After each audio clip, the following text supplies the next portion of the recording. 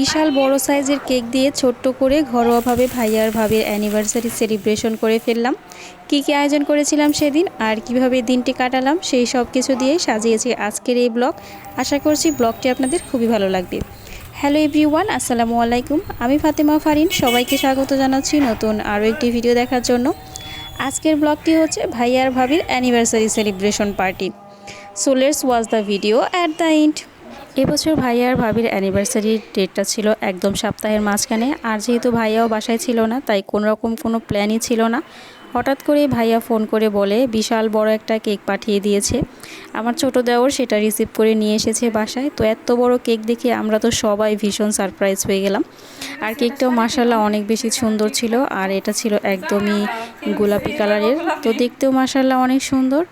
তো সবাই ভীষণ খুশি। আর যেরকম আগে থেকে কোনো প্ল্যান না থাকায় বাসায় তেমন কিছুই রান্নাবান্না হয়নি, তাই আমরা শুধু কেক কেটে সেলিব্রেশনটা শুরু করি। ভাইয়া যেহেতু বাসায় ছিল না, আজকে আমি ভাবি আর আমাদের বাসার বাচ্চা কাচ্চা সবাই মিলে আমরা কেকটা কেটে খুবই এনজয় করি। তো কেকটা ভীষণ মজার ছিল খেতে, আমরা সবাই মিলে কেকটা খেয়ে নিই। এটা ছিল 7 পাউন্ডের একটা কেক, আর দোতলা লেয়ার ছিল। নিচের পার্টটা দেখতেই পাচ্ছেন কিছুটা বড়, আর উপরেরটাও রাউন্ড শেপের একটু ছোট। আর তিনটে 6টা এখানে গোলাপ ফুলের শেপ দেওয়া ছিল। তো সব মিলিয়ে কেকটা বেশ ভালোই ছিল, দেখতেও সুন্দর লাগছিল, কেকটা খেতেও বেশি মজাদার ছিল।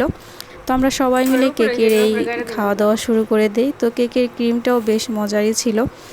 তো এই কেকটা আমাদের আনা হয়েছে অয়েল ফুড থেকে, ঢাকা থেকে আনা হয়েছে। ঢাকা থেকে অয়েল ফুডের মাঝে মাঝে আমরা কেক এনে খাই, আর এই কেকটা আমরা এর আগে অনেকবার খেয়েছি, আমাদের কাছে ভীষণ ভালো লাগে তাদের এই কেকটা।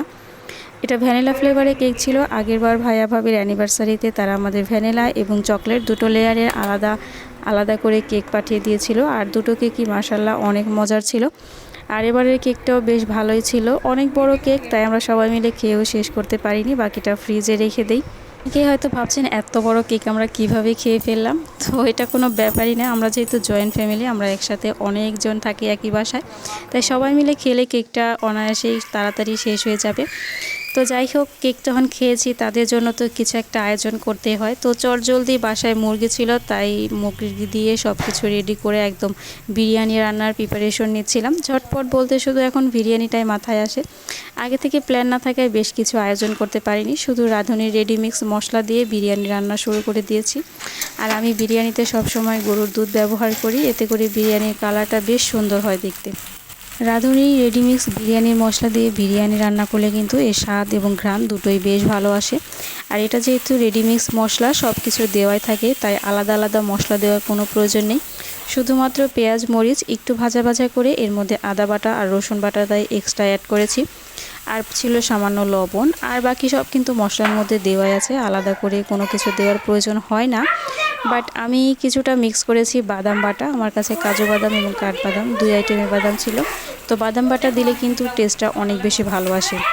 তো রাঁধুনি রেডি মিক্স মশলায় সব মশলা দেওয়ার পরও এই মশলাগুলো যদি আপনি অ্যাড করেন, আপনার বিরিয়ানি কিন্তু একদম বাবুর্চিদের মতোই হবে।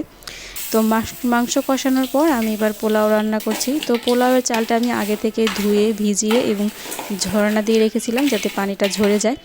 পানি থাকলে কিন্তু আবার একটু নরম নরম হয়, তাই পানিটা ঝরিয়ে নিয়েছি, এতে করে পোলাওটা অনেক ঝরঝরে হবে। আর প্রথমে আমি যে পট দিয়ে চাল মেপেছি সেই পট দিয়েই দুধ মেপে দিচ্ছি। দুধটা অর্ধেকটা দিব আর বাকিটা পানি দিয়ে দিব। পুরোটাই দুধ দিলে কিন্তু আবার খেতে ভালো লাগবে না, তাই দুধ এবং পানি দুটো মিক্স করেই দিয়েছি। বেরেস্তা আমি কিছুটা মাঝখানে দিয়ে মিশিয়ে দিব, আর বাকিটা পরিবেশনের জন্য ওপরে দিয়ে দিব, এতে করেও বেশ ভালো একটি ঘ্রাণ আসে। আপনারা যদি চান আমার এইভাবে রেসিপিটা ফলো করে কিন্তু বানাতে পারেন, এক্ষেত্রে কিন্তু অনেক মজার হবে বিরিয়ানিটা। তো যাতে তলায় লেগে না যায় সেজন্য আমি নিচে একটা রুটি সেকার তাওয়া দিয়ে দিয়েছিলাম।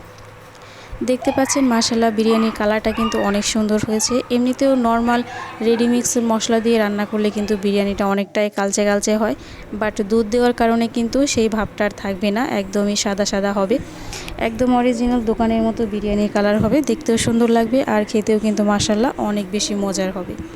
তো আপনারাও চাইলে বাসায় ঝটপট এভাবে বিরিয়ানি রান্না করে খেতে পারেন। যে কোনো ছোট্ট অনুষ্ঠানে বা অকেশনে এভাবে বিরিয়ানি রান্না করে খেলে বাসায় সবাই মিলে আনন্দ করলে বেশ ভালোই লাগে, দিনটা বেশ ভালোই কাটে। তো আমরা সেদিন সবাই মিলে রাতের বেলায় এই বিরিয়ানি রান্না করে খেয়েছিলাম। যাই হোক, ছোট্ট করে ঘরোয়াভাবে ভাইয়া ভাবির অ্যানিভার্সারিটা এভাবেই শেষ করে ফেললাম। সে যেতে যেতে আজকের ভিডিও থেকে বিদায় নেওয়ার পালা। ভিডিওটি ভালো লাগলে অবশ্যই সবাই লাইক কমেন্ট শেয়ার করবেন এবং প্লিজ আমার চ্যানেলটি সাবস্ক্রাইব করে রাখবেন। যারা পেজ থেকে দেখছেন তারা ফলো দিয়ে রাখবেন। ধন্যবাদ।